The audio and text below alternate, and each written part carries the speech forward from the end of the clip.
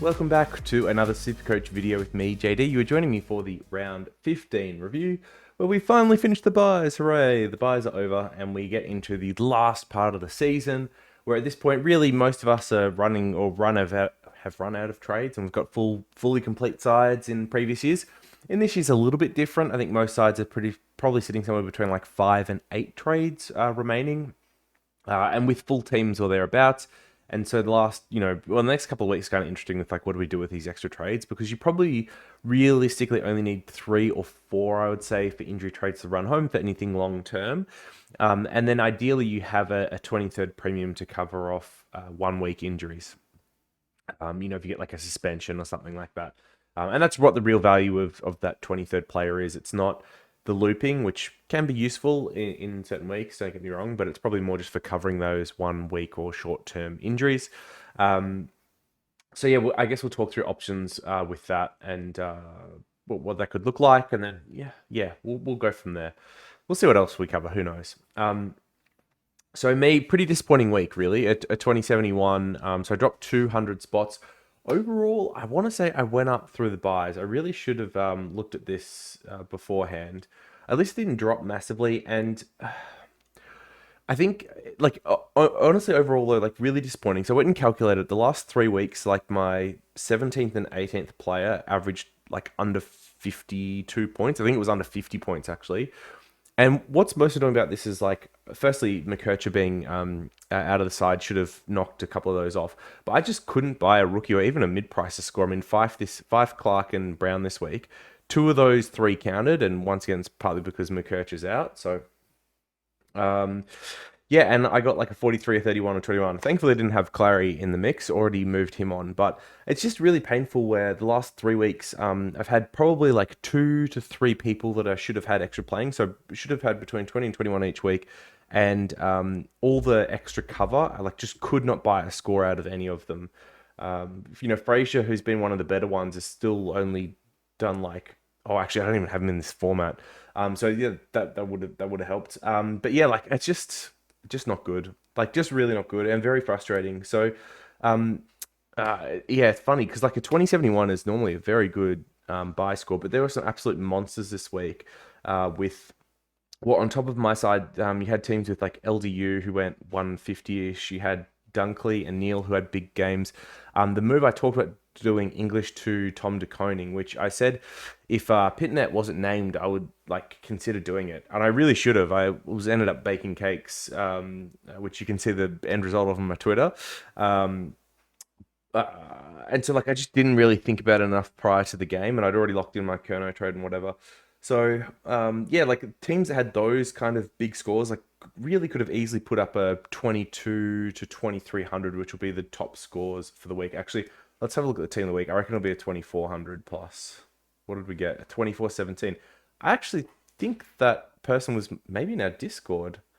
I swear I saw someone say that they had a 2417 and they'd seen a 2402. So if you are part of the FTTV Discord, yeah, it is. Bailey, that's non-applicable in the Discord. So congrats, mate. Hopefully you're a subscriber. That's $2,000 dollars, and you're into 16th overall. So that's absolute killer. So yeah, let's have a look at this team. So basically, no sub tons from the premiums. You had what, Ryan 93, McGovern 99. A lot of people would have had the Ryan 93, and then yeah, the midfield. So Goulden, LDU, Merritt, Dunkley, Green, all the big scores.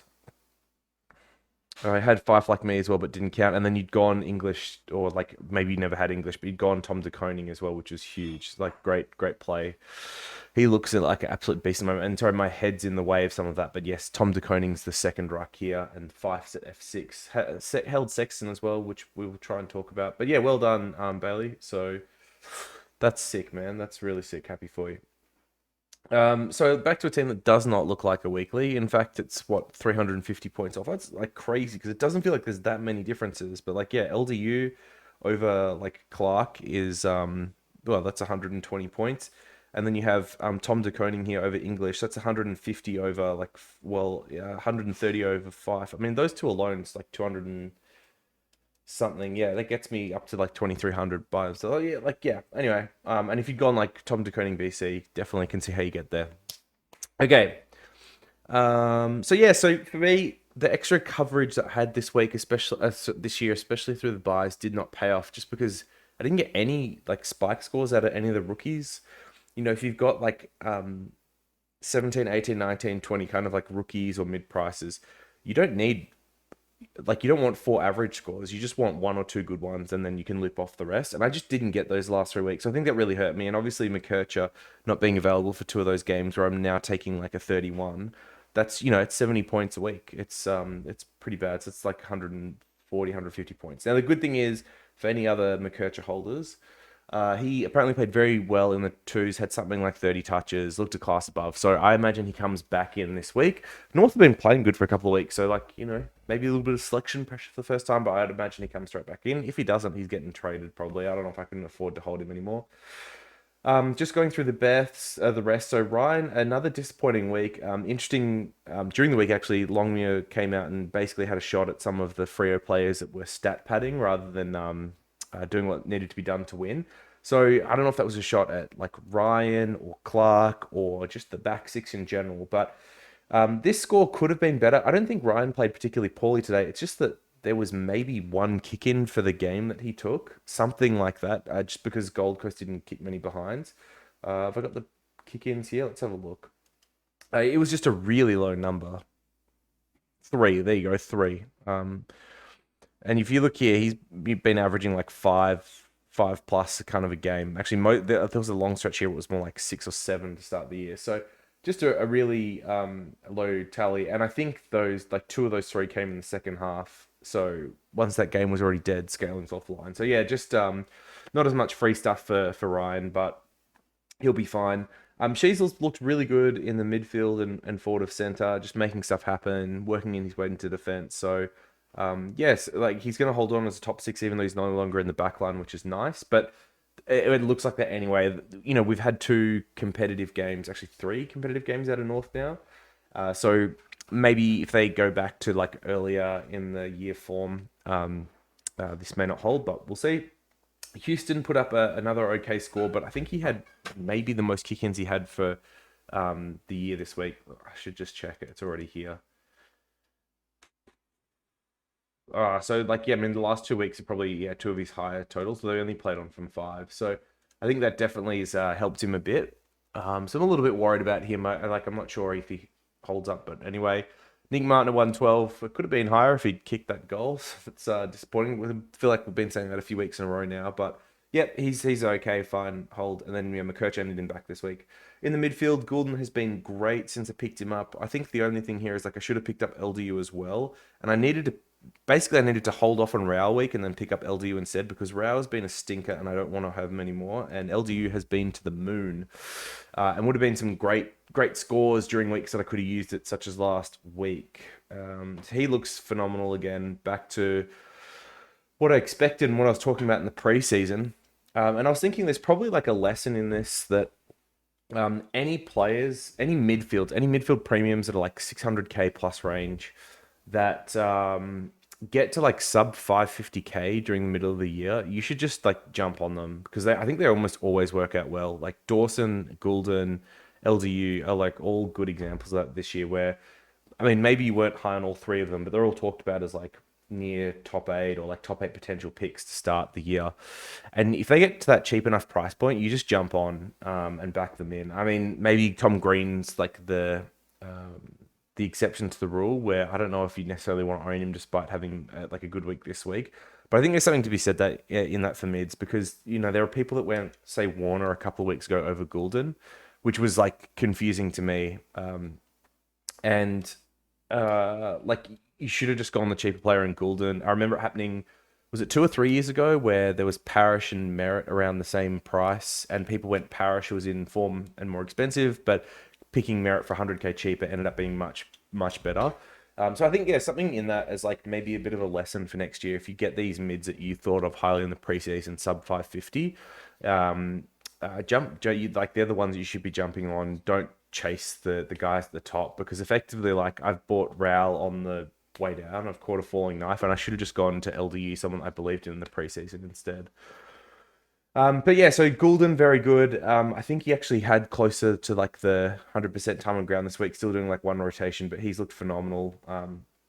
Hopefully keep this up over the back end of the year. Merritt, I ended up being my captain this week, which is good. Like I was choosing between Flanders and Merritt, so I picked the right option there. There's no way like who scored more Green and Goulden, and like Goulden I maybe could have considered as a vice captain, but yeah, just backed in Gorn this week into Merritt, and that worked out nicely. Merritt heavily tagged again and bust out a 135, and I'd say this is like the biggest improvement in Merritt from a Supercoach perspective. So last week heavily tagged, also not last week, 2 weeks ago, heavily tagged by Sincotta, 125. Tagged again this week by Ginby, 135. So I'd say it's probably like the biggest improvement back when back in previous years, he used to be quite susceptible to a tag. And you drop like somewhere between a 50 and 80, and we've just seen that not to be the case out of Merritt this year. So I'm sure someone might be able to get a hold of him, especially for bad game script and a few things don't go his way. But impressive to see him working through that this year. Sarong 121.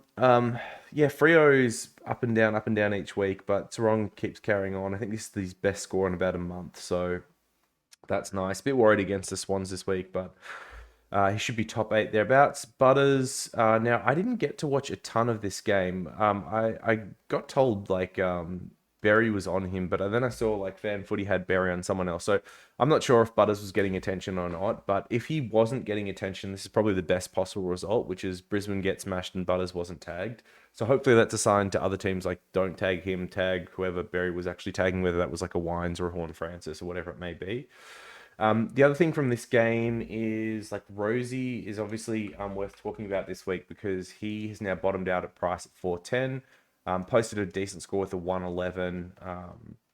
Yeah, and after all his injuries and stuff, he's just very, very cheap for what he can produce. So I think if, like, for example, you had an Oliver and you've got like no one else, like you don't have any money or whatever, Oliver to Rosie seems like a pretty good trade. Like if you can't upgrade Oliver to someone better.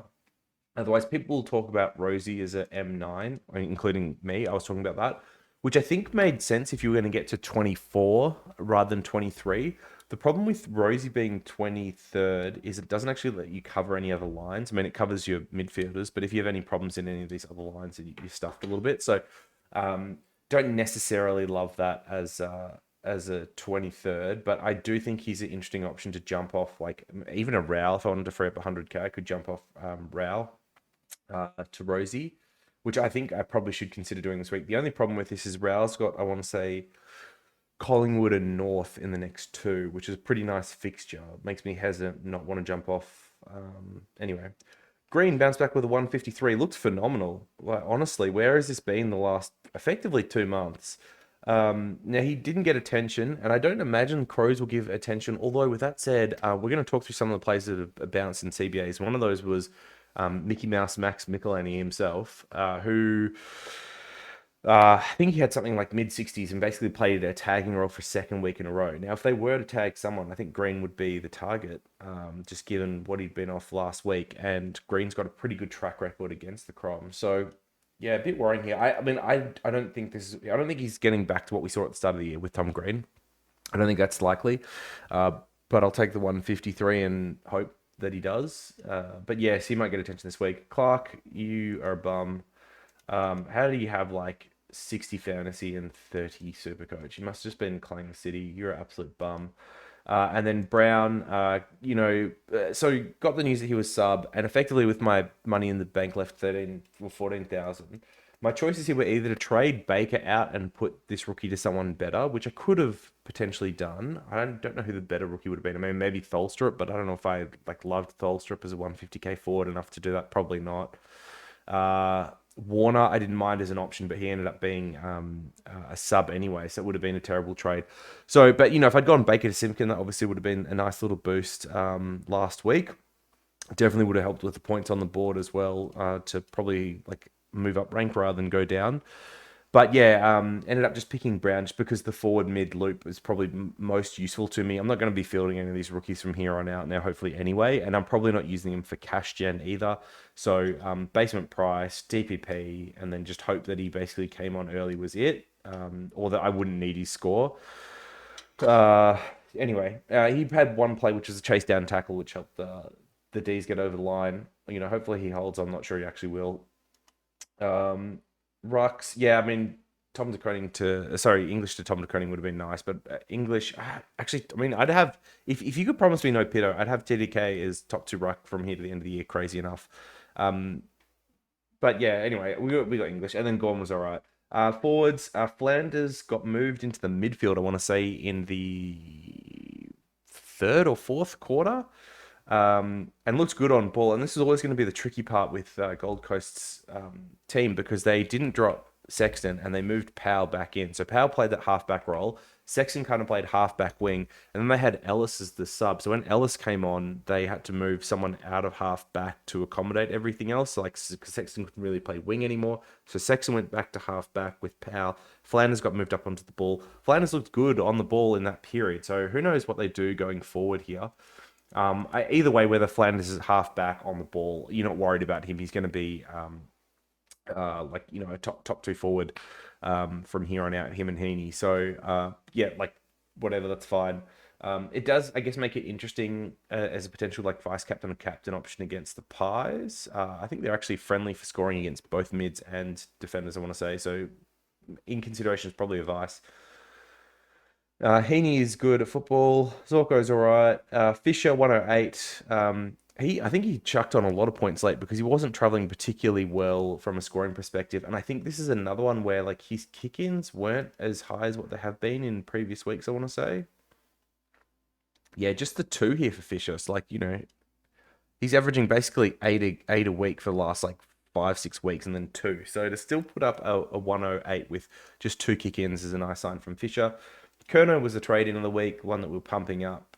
Yeah, him and DDK, and honestly, Kerno 118. We take those. He didn't go up a ton, 9K. So for people that are still looking for an extra forward, then I think you could definitely jump on old Charles. Tigers match up this week as well, which should be nice, just given the problems I've had with injuries. Now, he probably gets the Bolter matchup, which is actually one of the the best defender on that side, assuming he's fit and playing. I actually don't even know what the story is there. So that's my only like hesitancy on Kerno, but he looked great on Friday night. Fife, you're a bum. I cannot wait to trade you out. No, I love Fife, but he's looking pretty cooked. He showed a couple of glimpses early on in the year, but not good. And he had his lowest CBAs for the year, 38%, I believe, on the game just gone as well. And then Baker is potentially trade fodder as well, depending on what happens with McKercher. If McKercher's in, then I'd probably trade Baker and Fife, and otherwise, yeah, we'll hold McKercher. Okay, so that's the team. We'll hit the old optimize button, see what it does, see what that projected gets up to. A 25.56, that'd be amazing. Let me know what your projecteds are. I'm sure there's some even better ones than that. So this has, yeah, I mean, McCoach's got 74, Baker 72. Yeah, they definitely could have some people with bigger projecteds than that. All right, so where are the weak points in the team? Let's have a look and a talk through those. So in defense, I mean, it's clearly McKercher D6. What would the upgrade here be? Like maybe it's Clark, who I've been impressed with his play. Maybe it's Sinclair. If he gets that halfback role, that'd be pretty nice. Otherwise, I'm really happy with the rest of them for the most part. McGovern's been good, but once again, like same injury concerns. I really like Holmes as a pot option. I've said that, I think, number of weeks in a row. And Whitfield's looked all right. Young was very good today in the midfield. And Yo, wish I still had Yo. I've traded out more good players than I've traded in, I reckon, at this point. Yeah, he looked very good as well. So really, like, none of these are massive improvements. So hopefully McKercher can come back and give me 100s. Otherwise, he's one I could look at upgrading. I think the midfield's probably where I'm most concerned about. So I like my top 6. It's just Rowell and Green here that I don't like. Would love to have LDU in one of these spots. And then probably... like it could be like Treloar, Dunkley, Neil. They're probably like the top 3 that I don't have that you'd probably consider. Laird, if he goes to halfback, might be interesting. That's probably about it. So like really like Green, and Walsh. I haven't touched on Walsh, but like yeah, I don't love Walsh. So it's probably like just not having LDU, which is the worst part of my midfield at the moment. So starting Green over him definitely has come back to bite me in the long run. Rux talked about like TDK over English, probably with no Pitnet, but Yeah, otherwise this is fine. And the forwards here, so like Rankin or Baker's the weak spot, and Rankin's the one that's missing. And then Caldwell's the other interesting one that you'd probably rather have over like Curnow and then push Curnow to the bench, and that opens up your DPP through your midfield, backline, and forwards. A shout out to Selby Morrow's Magic, who's been on Caldwell for the longest time. I've like been a big non-believer, but he had 75% CBAs this week, which is his most for the year by, I think, a fair stretch. Now, he was matched up on Yo for a lot of that, and I think he got the better of Yo, despite Yo having a very good game as well, with them going head to head. Do they persist with this going forward? I guess is the question here, because if they do, he probably is still underpriced, Caldwell, at 476k, and he should have quite a low break even now, 67. And Geelong matchup this week is good. Rankin, on the other hand, is 571. So it's 100k more, but I think like Rankin is who you'd rather have. It's just if you get a plan to get both, which I might do, it might make more sense to get Caldwell this week and then Rankin next. Yeah, or like if it's only one upgrade on the field and it's Rankin, or I could get like Caldwell and Rosie as like, yeah, 23rd. Maybe that's an interesting discussion to have as well. So just quickly, I've touched on a few players that had like spikes in CBA. So we talked about Mickey Max, which was from the week before, but 67%. I don't think relevant for like an actual pickup, but just beware of taking potential. Matt Kennedy was up at 77%, which I think is season high for him, but Chera to return. So despite him having a very good score and being being priced cheaply with the Tigers matchup, so 370k, like we've seen him be moved around too much. So I just don't think I could trust this. You had Sam De Koning, which is actually kind of interesting. Be the key ruck for the Blues. Now, Tom, his brother, was number one rated player on the ground, but apparently Sam was number two rated player on the ground and put up a 135. So at 350k, is this the ticket? I have to have a look to see what Stanley's injury looks like, as well as what Scott talked about post game. Like, did they like this role? Because he's obviously a very good defender. Don't know if he's the best ruck, but like did well enough. And if them seeing what Tom's doing in the ruck, like, why wouldn't you? So yeah, interesting. If he is like going to be a ruck from here on out at 350k, I think he could do worse for sure. And then the other one was like Blitzavs, who was up at 80% as well. So playing mainly mid and then swapping into ruck as well. And when he's been up on the ball in the past, he's been good, but just didn't show it this week. So I think I'd probably be off that. The other interesting option here to talk about from a defender perspective is Trent Rivers, who had 80% CBAs. And there was talk, I think, this is testing me. I'm pretty sure he had mid-time last year and scored well in it. And there was talk about him playing more midfield time. It never eventuated, but with Petrarca out, and Clary looking cooked. Definitely some potential here for Rivers, who put up a 131, top scored for the Ds, and he put up a 111 prior to the bye as well in that game where Petrarca was injured. So at 450k, I think he is another very interesting option for those looking for something left field. And then the only other ones, like actually, there's probably a few others worth talking about. So West Coast had two. Had Duggan, who had like 56% CBAs, but I wouldn't touch him. And then Liam Ryan, who had 42%, and they've obviously been playing around with him to put more speed into their midfield mix, especially when like Reed is out, who's probably got some more of that power explosive side. Now, Adam Simpson before the game said something like, if football games lasted 10 minutes, we'd play Liam Ryan exclusively in the centre, but they don't. So obviously his tank's going to limit him, and I don't think you're going to see him go much higher than that. But he, did put up a pretty reasonable score for a sub 300k price point, old Liam Ryan. But I think with Reed and Kelly to come back and Yo in there as well, they're all going to preference them. So Ryan's never really going to eclipse like 35 to 45% CBAs, while the others are fit. So I think that is probably a no. And then on North, you've got a couple of things that were like quite interesting this week. So you had Will Phillips continue his tagging role. He had 84% CBAs, which is season high for him. I can't imagine he scored well because it's like playing pure negator role rather than actually winning any ball himself. And that was on Clary this week, who he effectively frustrated. I think Clary had like 5 or 6 free against, which is pretty wild. And the interesting thing about Phillips is him being on ball CBAs actually pushed Powell all the way into half back this week. And I don't think he played well enough to keep that rolling with McCurch to return. I could see Powell finding his way back out of the side. Or going into like a dead half forward role. So if you still own him, I'd be looking to jump off. And then Simpkins, the other one. So went up 40k, not as much as I would have thought. Now a negative 11 break even off the back of a 114. Now he only had 40% CBAs, which isn't huge numbers. I think I'd be more confident in this pick if it was up like 60, 70%, but he's still playing like that half forward and then running up onto the ball. And he's been very good in key moments. Very efficient last week as well. Like didn't have many kick-ins. I think he only had about 80 fantasy. To give you a reference point of like a plus 35 ratio is pretty large. So I don't know if this is sustainable out of Simpkin. But yeah, those are the like ones with like role changes that I think if you're looking for a cheap option for a bit of a punt as a 23rd or whatever over the back end of the year, there might be some of the ones you could consider at a cheaper price point. All right, trade-ins this week. Maybe let's talk quickly about rookies. So it's absolutely fine to get loopholes now because you don't really need cover out of these rookies anymore. If you've got one playing on the bench, that's fine. But most of the time, if you've got an injury, you're either going to be trying to cover with a 23rd primo or just doing a straight swap. And so these rookies don't really matter a ton anymore. With that said, having some on the bench which do have high scoring upside is nice if you can make it happen.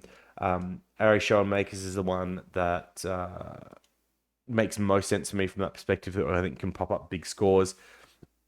I only played one game, so not on the bubble, but I don't think that really matters from here on out. Once again, we're not really bringing these players for cash gen or necessarily for cover.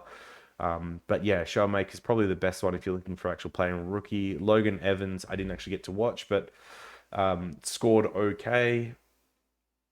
Caulfield could be back this week for the Dogs. Maybe he comes through the twos first. That could affect Fraser. So yeah, if owners, watch out on that one. Otherwise, I don't think there was a ton that actually played that looked like very good. So they're probably your only options. Otherwise, you're going on a someone unseen or a loophole.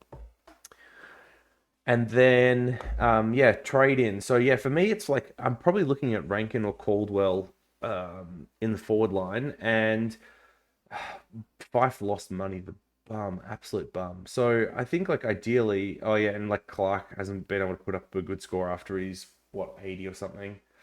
So like ideally, I probably would have traded like these two out to Rankin,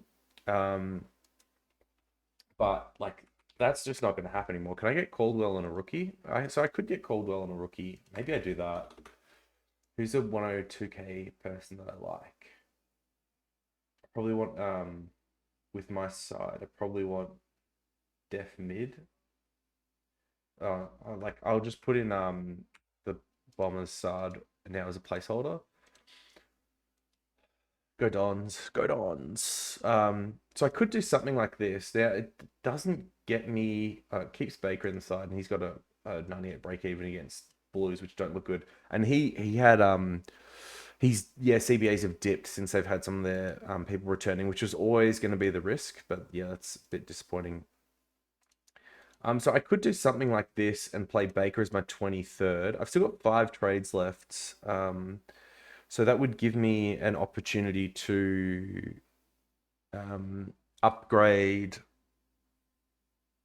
Baker to Rankin. You know, they're only about 100k or so. So I could use another 2 trades next week and go like McAuliffe and Baker out. Like that's something like that. It's probably works to get Rankin. Or I could do like jump off Rao, who was frustrating the bejeebers out of me. Jump on Rosie, he's just ridiculous value. That makes like 100k by itself. And then with the other trade, I could jump off Fife, I think, and get Caldwell. Is that right? I promise you, I never look at this stuff beforehand. Oh, that works way too well. So that'd be my other option this week. Go Rao to Rosie and Fife to Caldwell. Let's just try this on for size. Does it feel a little comfy? Yeah, I mean, this is a reminiscent of trading out Steele, where like I feel like trading out Steele over the long run was the right move, but doing it just before he had 2 positive matchups obviously stung. And this is like, yeah, trading out Rao feels like the right move, but doing it before his 2 positive matchup, yeah, feels bad. I don't think Saints, they're okay for mids to score on. I don't know if like Rosie and Butter's the type that would score well on the Saints mids though. Or possibly because Rosie does love to hit that mark and Saints are happy to concede some. All right, well let's just pop this on for now. Um, so yeah, then like yeah, I basically would loop probably Baker in this forward line, and the plan with these other two trades would still be to get Baker up to Rankin probably, but we are playing a little bit risky now because we've also got to keep a watch on McKercher because if McKercher's not good, then he becomes a more important trade, like an upgrade. Although yeah, like, so that's the last thing. But I just need him to come back and play. Like he's got a, what is it, -1 break even, -6 break even. I just need him to come back and play 2 games, get to 450, and then we can figure out what we want to do from there. Very frustrating, very frustrating. Come back and reward, please, Colby. I beg you, I beg you. Love my North Melbourne. I've always said that. All right, so let us chat vice captain, captain, and we'll probably try and set up the side this week. Or really, all I need to do to set up the side is actually just look at these teams games, which I have not done my cropping very well because usually these can be seen. Hold on, let's have a look. There we go. That might work. Head's still in the way, but you know, get the drift. Yeah, so just have a look at these and see who I can actually loop. And like the sad part is I can't use Kerno and Baker together this week because they play at the same time. But what I can do is something like have McKercher out here, although this probably isn't going to work either because Dawson's the flip that I need, right? How annoying. Yeah, that's not going to work at all. At least I'll know early this week if McKercher's going to play or not, and then whether I need to trade around it. So can I loophole? I mean, I can put Caldwell on the bench then and see how he scores, and then oh, do I need Brown dropped actually so I can use him as a loop? This might get dicey. Otherwise, if I can't use anyone as a loop, like I'll just bench Baker. I think play everyone else. It's no problems. Okay, and then vice captain, captain. Let's have a think about this. So first up, Gorn has got Big O this week. Big O is pretty restrictive, so we're not going to go there. On the line side, with how bad the Ds have been, I think like Dunkley and Neil could both be considered, especially given that the Ds aren't known for tagging. North against the Dogs. And I think this is like all the makings of a big Bont game. I'm not sure what his track record is against them. Now, the only thing is we've got Phillips hanging around, tagging people. 169 in his last game against North.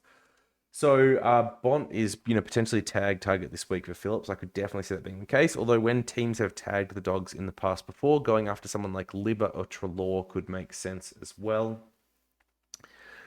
Saturday we got Sydney Freo at the SCG. I don't think I'd be looking at Errol. I don't know. I get the feeling like Heaney might be a better like matchup, but I don't think I'd be touching those. I don't think I'd be touching Sarong either. Don't think I'd be touching Ryan. So I think basically all your assets in those games are just leave alone. Gold Coast against Collingwood. So Collingwood, not a team that tags, but really I think like only Anderson's got the VC ceiling that I'd like out of a Gold Coast player in that game. I mean, I could imagine Rao like actually going well on them. Let's have a look at his track record against Collingwood. 104, 113, 1. No, it's just average. Okay. So yeah, no one in that game then. Adelaide GWS. No, I wouldn't touch anyone there. Like not Dawson, not Green, not Rankin, no.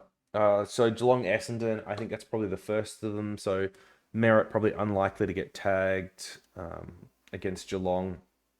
He's been in decent form. Has been all right ceiling. His track record against the Cats is not good though. So that's the only thing to consider. Played him twice last year, 69-91, but Cats midfield's dropped off pretty dramatically. So I think that's probably the first one you could look at considering. Saints Port. I don't think I'd look at I definitely wouldn't captain Butters or something against them. Maybe vice captain. Has he got a track record? Nope, hasn't got a good track record against them. Steele I probably wouldn't touch either. Richmond Carlton is the juiciest matchup of the week. So that's where you're probably looking at VCs and Cs. I mean, like, yeah, Nank's one of the better rucks. So I don't know if you like could go back to Tom de Koning. Walsh against Richmond probably makes sense. Kerno against them probably makes sense. What did he score on them at round one this year? Just a 90. Bit meh, bit average. But yeah, I mean, Kerno's not a C option. He's a vice option only. And then West Coast Hawks, there's nothing I'd touch in there either. It makes for a pretty tough week, really. Actually, am I overlooking Zorko here? I feel like he actually could do well on the Gabba against the Ds. He got a good track record against them. 116. I mean, not really matters because his roles changed. The 116 probably was at halfback this year, and then 139. So maybe it's like Zorko into Merritt this week. Or you can chance the Phillips tag with like him not being able to go with Bont, which I think is probably likely. So you could still go like Bont into Merritt. Let me just have one last look.